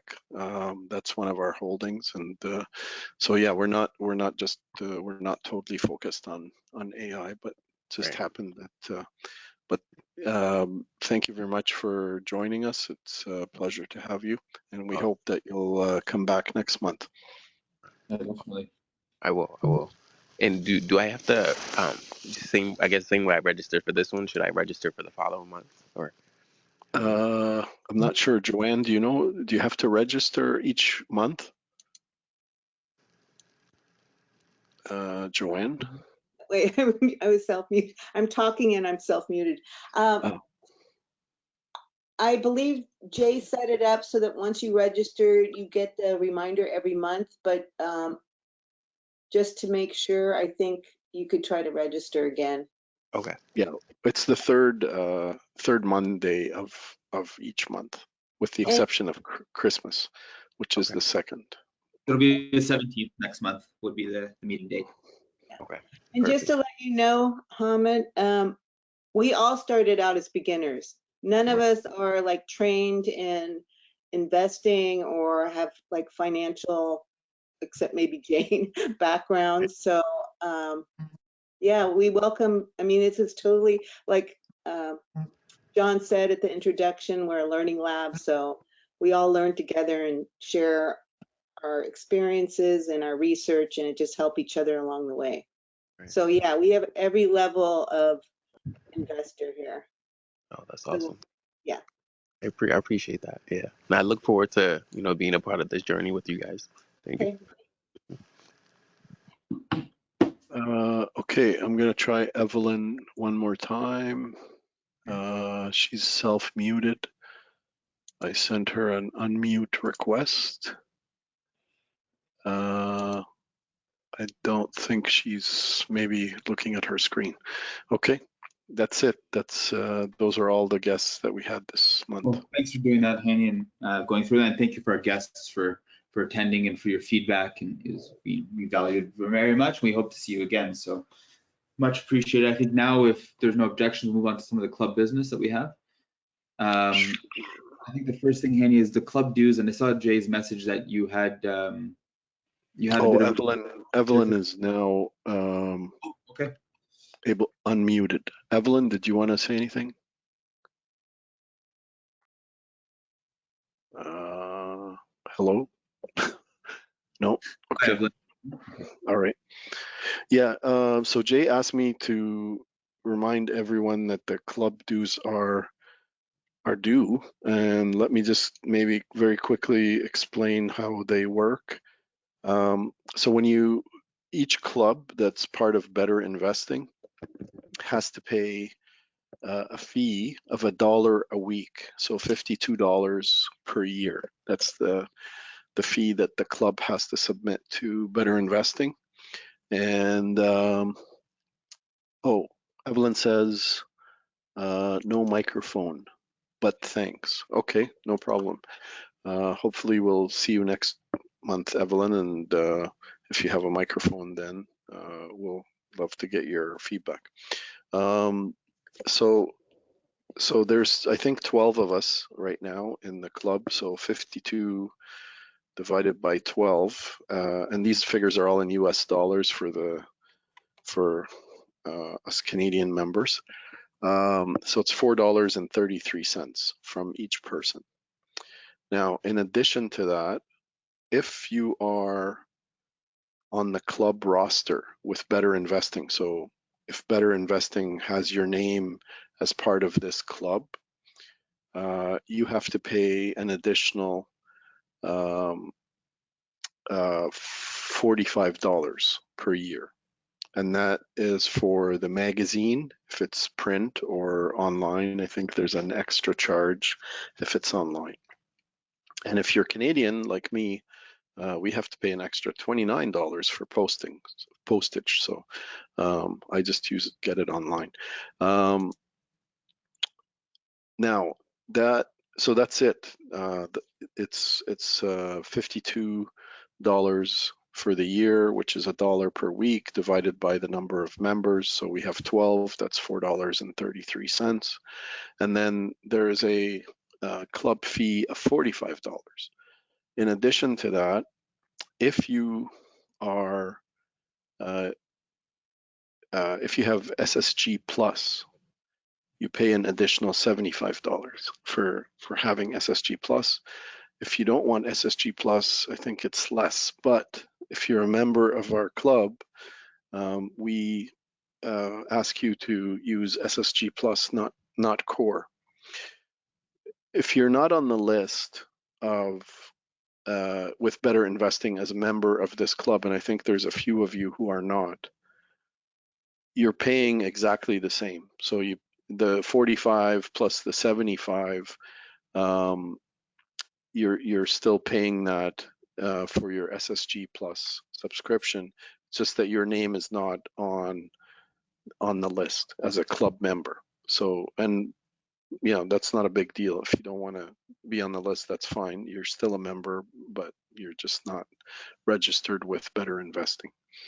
So really, the only thing that we ask everybody to pay is the $4.33, which we have to submit to Better Investing. And the reason it's a bit confusing, but if you're on the list with Better Investing as a club member, then the club, Jay, has to give them this $52, and she also has to give them the $45 per person, and then you pay your $75 for SSG Plus yourself directly. But if you're not on the list as a member, you just pay Better Investing 45 plus 75, and that's between you and them. We also had people join at different times, so it got a bit confusing as to when those fees were due. But right now, definitely the $4.33 is due from everybody. And just to confuse you even more, there's some members who are lifetime members, so they paid a one-time lifetime fee, and they don't have to pay the $75 or whatever. So now, if you really want to dive into this, I actually wrote a little thing back in 2019, and it's on the Google Drive under administration, under fees. There's a little thing about how Better Investing membership fees work, but that's it. But the bottom line is, Jay would like you to send her $4.33 via Apple Pay or PayPal or Vimeo, and then depending on whether or not you're on the BI list as a member of this club, you'll also have to send her the $45. So I hope that makes sense. And that's it. Any questions? Is there a list of club members? Sorry? Is there a list of club members? Yes, I believe. Let me get my email from Jay. I think it's Joanne, John, Mina, myself. Hold on, where is it? There's 12 people in total in the club, but the ones that are registered with BI are Jay, Joanne, Mina, John Catterson, myself. Jane is a lifetime member, so she doesn't need worry about it. She just needs the $4.33. So everybody else, they pay the regular fee to BetterInvesting directly. But if you would like to be more confused and you'd like to be on the list, then you can put your name as a, we'll put your name as a club member, and then you'll have to pay Jay this $45 and then pay BetterInvesting $75 separately. And then, if you want to add complexity to your life. None of that. So. None of that. I think on the list, mean if when you're saying you're not a member of this club, I think it's because either you're a member of another club, so you paid that portion with that club. Like, is that what I'm understanding? Or you're right. Or if you're not a member of another club, you can just be an individual member with BetterInvesting, but you're just not listed as a member of this club. And I don't know what the value of being on the list is, because you're still a member, like you attend the meetings and everything else. But it's just when you talk to BetterInvesting, they'll say, oh, well, you're not a member of the International Model Investment Club. We don't have you on our list. But it doesn't, so what? So I'm not sure I don't know what the benefit is of being on their list, quite frankly, except you have to write 2 separate checks instead of 1, but I could be wrong. Okay. Thanks, So Hanny. if we all went to Bink, I'd be standing in the corner and you guys would be in a group. No, we definitely seek you out. No. Okay. So you said $4.33? Yes. Yeah. Okay. US. Yeah. For us Canadians, it's a little bit more than that. It's $5.94, but that's okay. That's in Canadian dollars.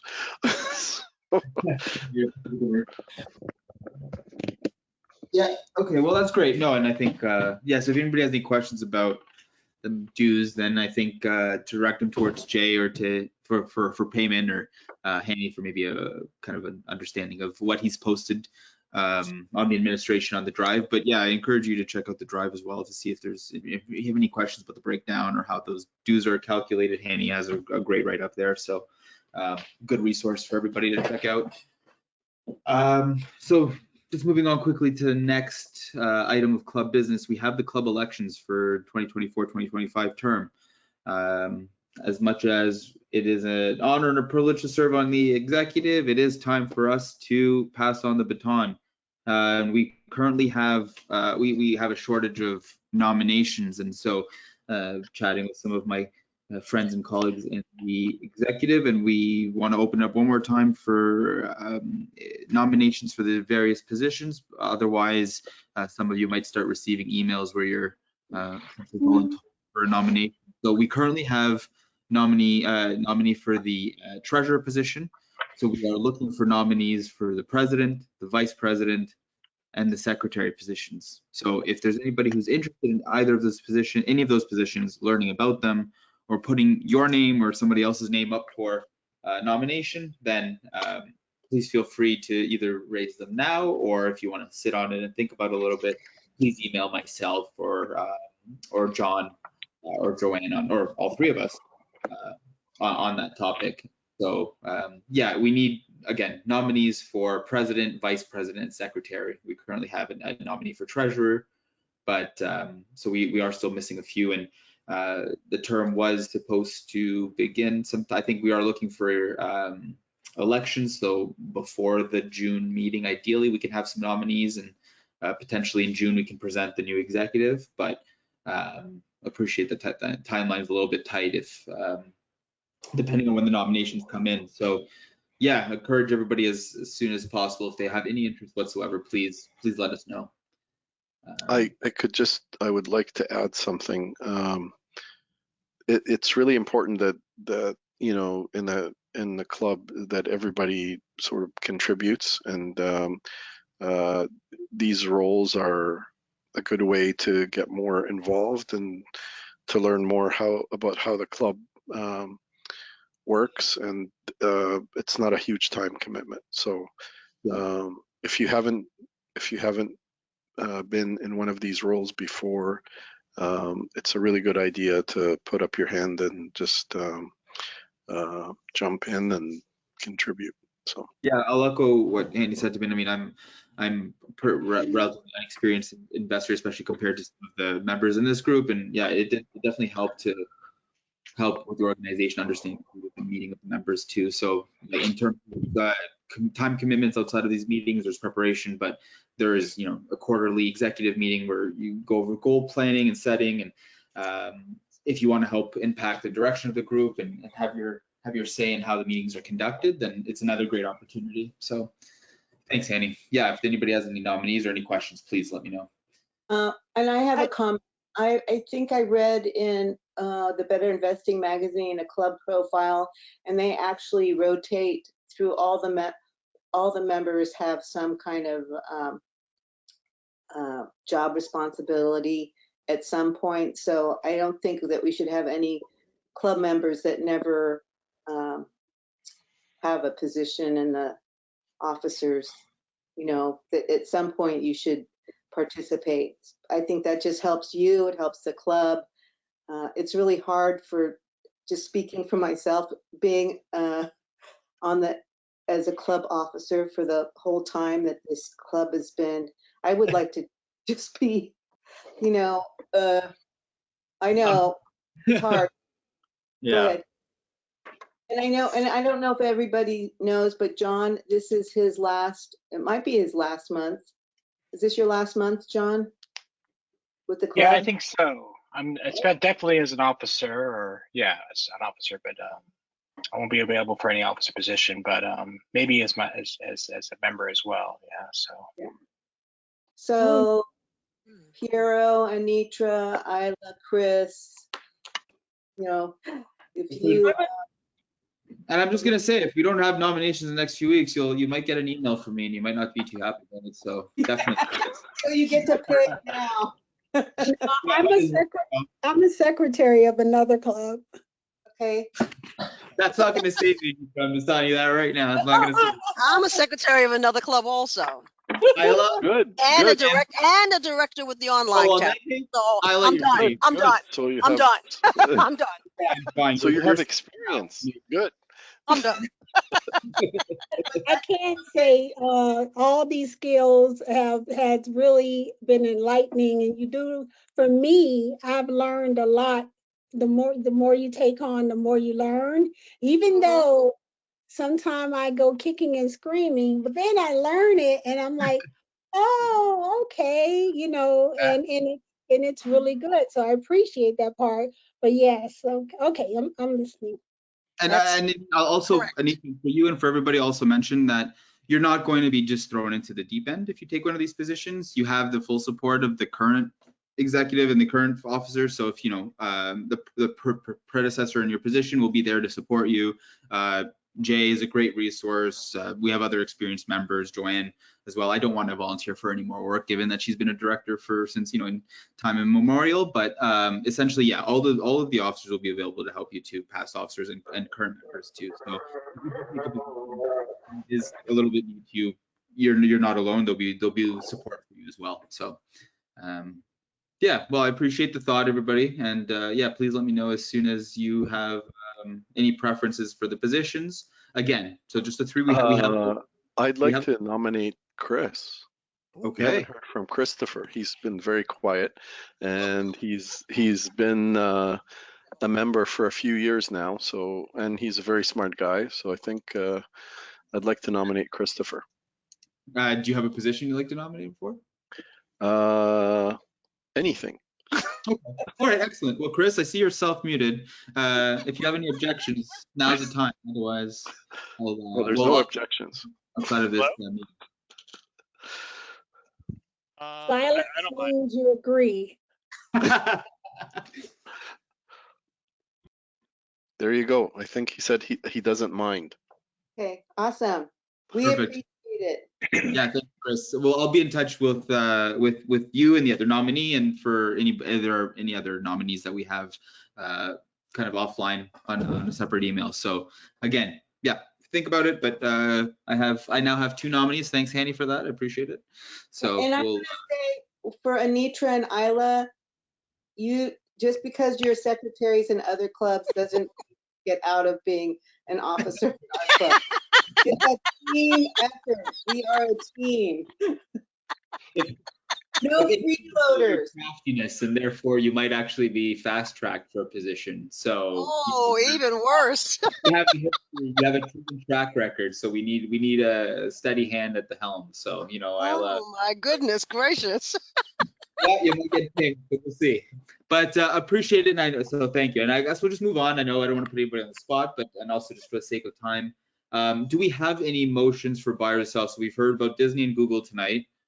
We heard the recommendations from Huel and John. Are there any nominations on either of those companies tonight for a buy or sell? I'd like to make a motion to sell part of Disney. I thought Brian's suggestion was a really good one. You don't need to sell the whole position. Maybe we sell a certain portion of it. Do you so actually ready? Are you still on the line? Ready? So you're muted. I mean, if we can pull up, I guess let's pull up the treasurer's report and we can see what the percentage of Disney forms in our portfolio. Ready is muted by an organizer. I'm trying to unmute Oh, him. by organizer.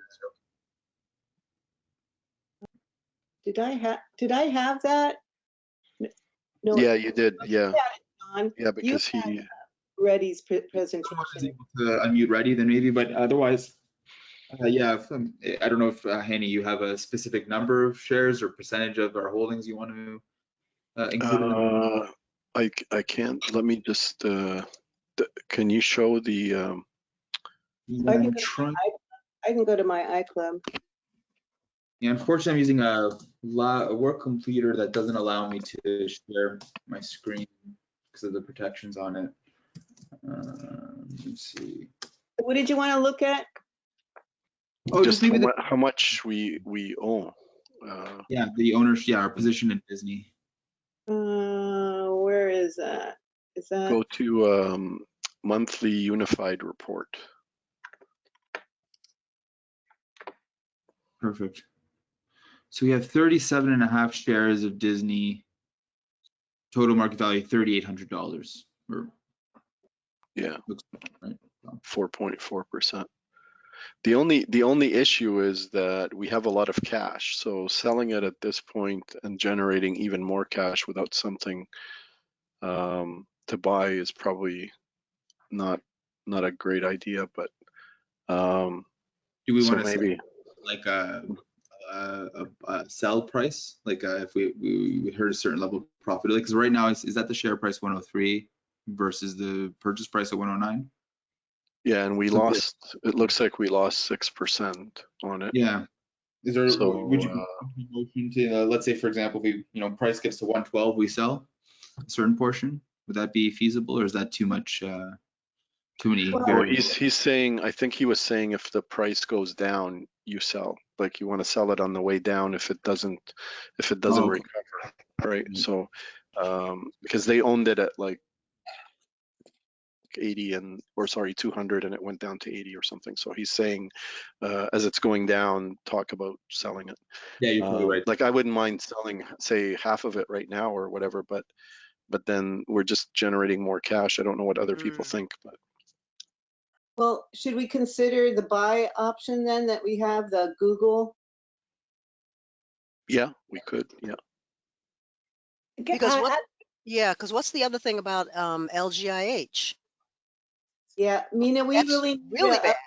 We need. Yeah, sorry, the timing of the meeting was very terrible for me in that sense. So I just haven't had a chance to get to it. I apologize, but in terms of the price, it's steady price for LGIH now. It's at 103. I think we looked at it last month it was a similar price to last month. It's held steady at about 103 USD. So it's actually gone up a little bit this month, but. I really like the visitors comment about what they were talking about at Bink, that if you've already discussed that you're going to sell a stock, it makes it easier when the time comes. It doesn't take as much discussion. So if we don't sell it now, then because there's a lot of cash already, if we don't sell it now, we know that's going to be on the top of the list for something to sell if something else comes up. That's what I understood him saying. And I thought that was really neat. Yeah. Agreed. Yeah, You I know, wouldn't I wouldn't sell LGIH until we had a conversation about it, and like but we had something about Disney, and it looks overvalued, and it might be going down further at that PE level. So that's why I'm thinking we should at least sell some of it. hmm. I'm okay with selling some of it. Yeah. So do you want to put a number on that? Like, is it half? Is it a quarter of our owning of our position, or? I Half. half Half? sounds good. Yeah, half sounds good. So Yeah. we have a motion for selling 50% of the Disney made by Hanny. Do we have a second for that? I think I heard Joanne and Isla both kind of support. I'll but do we have a second it. I'll second it. Okay. Are you entering these into my iClub? I am going to try that right now because it's to get a wrong laptop, but I will do my best to do that right now. Hold on, I might be able to do it. Let me. I'm just auto signed in on everything else, so sometimes it gives me a bit of a hard time. But let me just let me get it now. So who's going to be part of the stock study group next month? I have some names to propose. I've looked at the list of who did what when. Anitra, Chris, Jane, Mina, anyone of those 4 people want to do it with Jay? Jay's volunteered to lead the study. I'll do it. Just, Okay. I think I'm on the list anyway, aren't I? I see my name. No, I put your name in there. Anitra, didn't you do a stock study recently? I did the annual report for Meta. No, Okay. she hasn't done a July, but she's done an education. I had a loss, remember? I'm Yeah. doing my quarterly next month, so I can sign up for the month the month after. Okay, stock for study, but July. not- Yeah. Okay, sounds good. I think I'll actually be traveling then, so I unfortunately. probably will be doing my quarterly next month also, but I think it's good. What are we going to study? No. That's up We to don't you. know. You'll do that, but you'll figure that out with Jay Okay. at the first meeting. You'll figure out what you're going to study, Okay. what companies you're going to look at. Chris, do you know if Jane will be available in June to be? I'm not sure. We'll talk to Jane. We'll talk to Jane. Yeah. Maybe Jane. So Jane and Anitra, you did your quarterly report this month. I saw it. You're already done with that. So Right. I just have to go over it. Okay, I just sent out a. Oh, I've also sent it. I don't know if there's like 4 of them. It's like, oops. Okay, sorry about that. No, sorry, it's my fault. Here, let me. Okay, so just do one of them, ignore the rest. Yeah, I have one on mine now currently. I don't know if anybody sees multiple. Let me know, and we can fix it. But okay.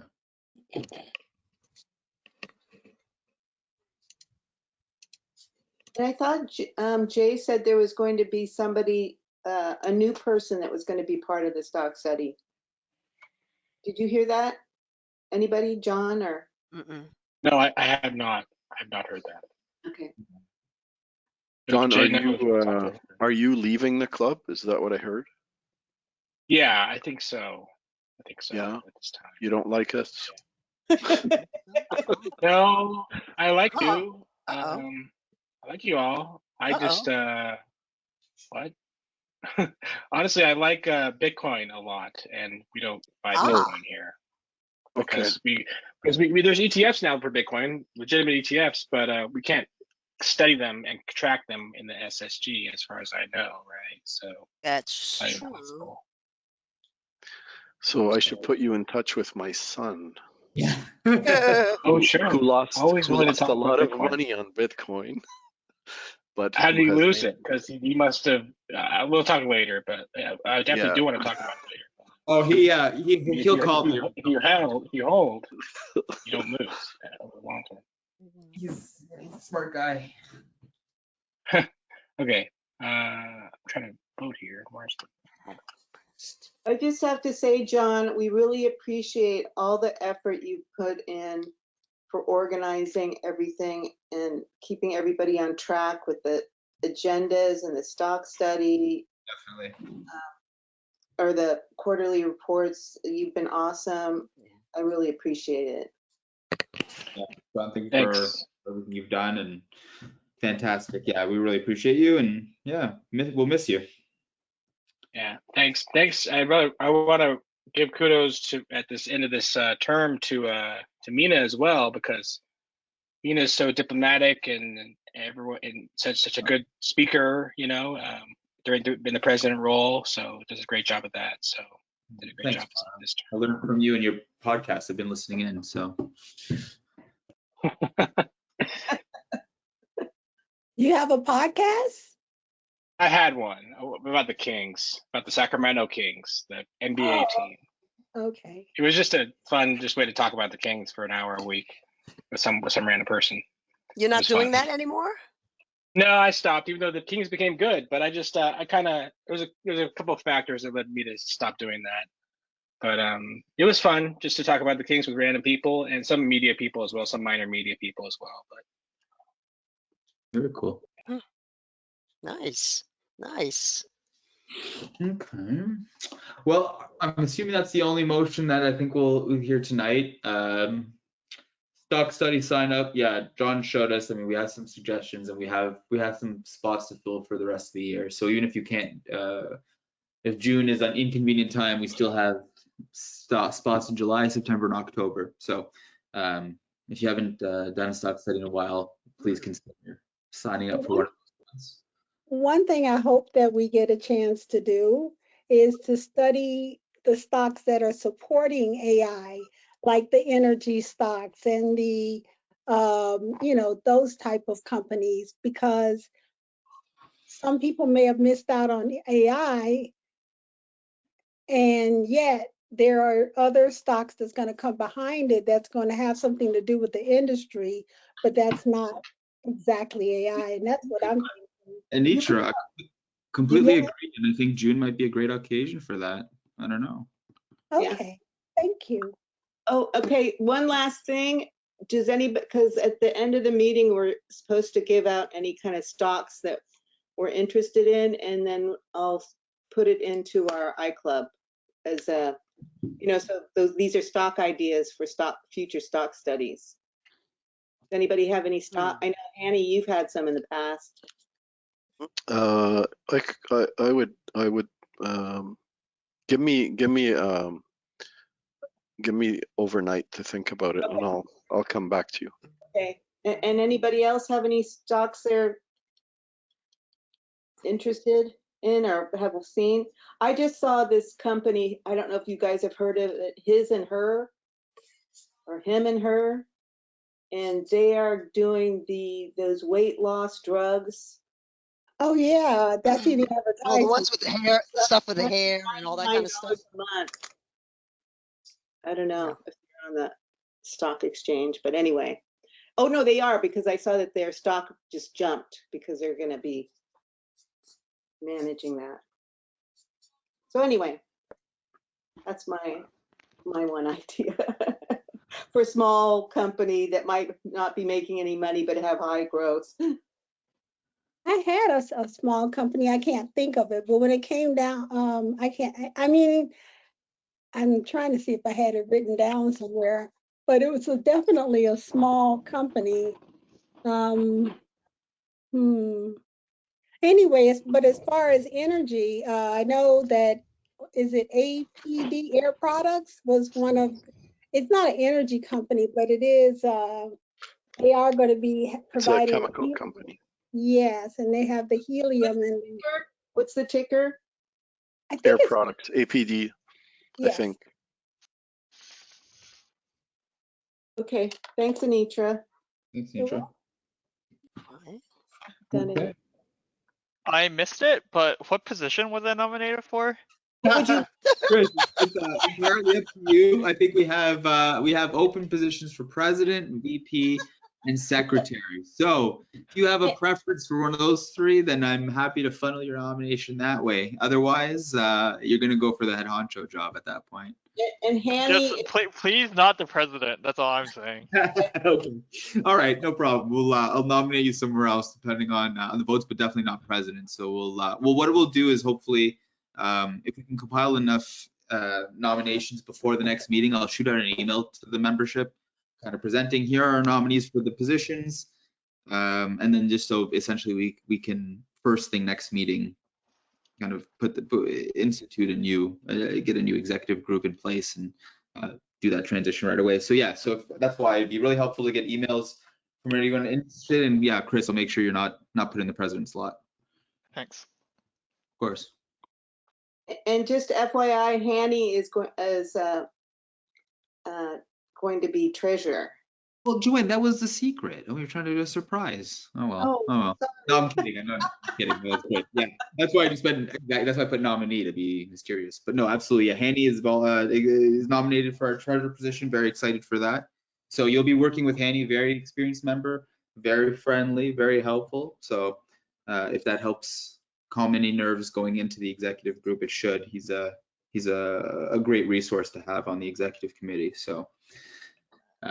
Yeah, so I think that wraps up. We have education topics as well. I don't think we have any, so we don't have any scheduled for, don't have that on the list there, pardon me, but yeah, so I guess we had, okay, perfect. Isla, you have an education for next month. Excuse me? Right. Ooh, yes, Isla, you have you written down. If that is, let me know and we can reschedule that for you. But I think it's a placeholder. Well, I have to think of something. Okay, I have to think of something. All right. Use Hanny's idea of using AI to help you do a presentation. I think that's brilliant.